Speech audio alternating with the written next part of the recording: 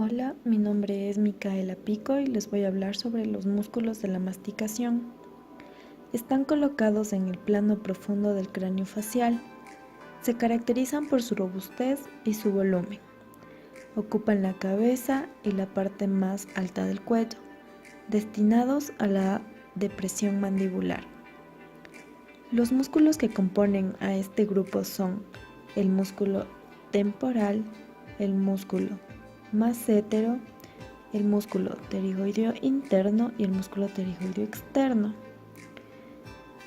Su función primordial es mover la mandíbula para la acción de masticar, producir los alimentos y deglutirlos. Comenzaremos con el músculo temporal. Este se halla en la fosa temporal y se va a extender en forma de abanico, cuyo vértice se va a dirigir hacia la apófisis coronoides. Este músculo se va a insertar en la línea curva del temporal inferior, en la fosa temporal y en la cara profunda de lo que es la aponeurosis temporal, y en la cara interna del arco cigomático. Este músculo va a terminar en el vértice, en el borde y en la cara interna de la apófisis coronoides. Su inervación va a estar dada por el nervio maxilar inferior y su acción consiste en elevar la mandíbula y llevarla hacia atrás. El siguiente músculo también forma parte de los músculos de la masticación, el músculo massétero. Este músculo se encuentra compuesto por un haz superficial y un haz profundo. El haz superficial se va a originar en los 2/3 anteriores del borde inferior del arco cigomático y termina en el ángulo y cara externa de la rama ascendente de la mandíbula, mientras que el haz profundo se va a iniciar en el borde inferior y cara interna de la apófisis cigomática y va a terminar en la cara externa de la rama ascendente de la mandíbula. Su inervación está dada por el nervio masseterino, rama del maxilar inferior, y su función del músculo es elevar la mandíbula. También tenemos al músculo pterigoideo interno o medial. Es un músculo con forma cuadrangular y va a estar compuesto por una cabeza superficial y una cabeza profunda. La cabeza profunda se origina por encima de la superficie medial de la lámina lateral de la apófisis pterigoides y en la superficie asociada a la apófisis piramidal del hueso palatino. Se va a insertar en las rugosidades de la cara interna de la rama de la mandíbula. La cabeza superficial se origina en la tuberosidad del maxilar y en la apófisis piramidal del hueso palatino adyacente y se va a unir con la cabeza profunda para poderse insertar en la mandíbula. La inervación de estos músculos va a estar dada por el maxilar inferior y su acción va a consistir en elevar la mandíbula y darle movimientos laterales.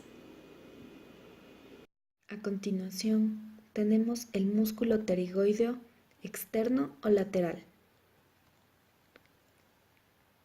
Este va a ser un músculo con forma triangular y que, al igual que el pterigoideo interno, va a poseer dos cabezas, una superior y una inferior. La cabeza superior se va a originar en el techo de la fosa infratemporal, que se encuentra compuesta por la superficie inferior del ala mayor del esfenoides y de la cresta infratemporal.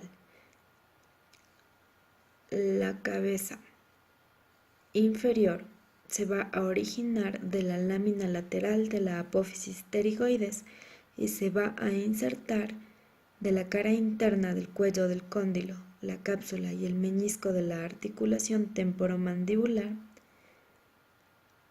La inervación de este músculo está a cargo del nervio bucal y nos va a servir para los movimientos laterales de la articulación temporomandibular, y la contracción de ambos va a producir el movimiento de protrusión de la mandíbula. La aponeurosis cervical superficial aísla elementos contenidos por dentro de ellas.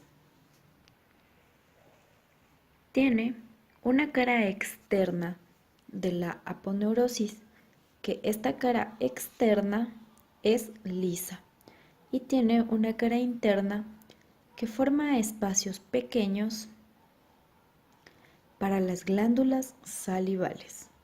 Cara interna. Las inserciones de la aponeurosis cervical superficial van de atrás hacia adelante. Aquí tenemos el borde inferior de la rama y cuerpo hasta la sínfisis mentoniana. Tenemos al descende borde parotidio inferior, que es el siguiente que estamos señalando. Tenemos el arco cigomático. Aquí podemos observar la base de la apófisis mastoide. También observamos a la línea curva craneal del occipital.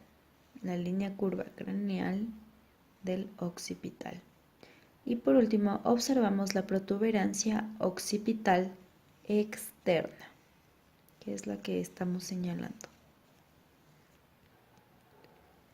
Tenemos las inserciones inferiores, que son, aquí podemos observar al borde superior del manubrio del esternón. También tenemos el borde posterior de la clavícula, que está aquí. Seguidamente tenemos el contorno del acromión, que es esto. Contorno del acromión. En el borde posterior de la espina del omóplato, que es este. También podemos dar aquí al borde espinal del omóplato,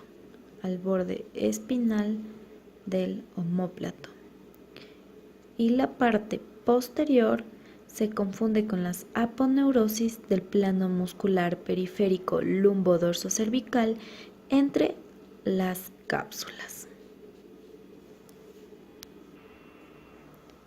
También tenemos a la aponeurosis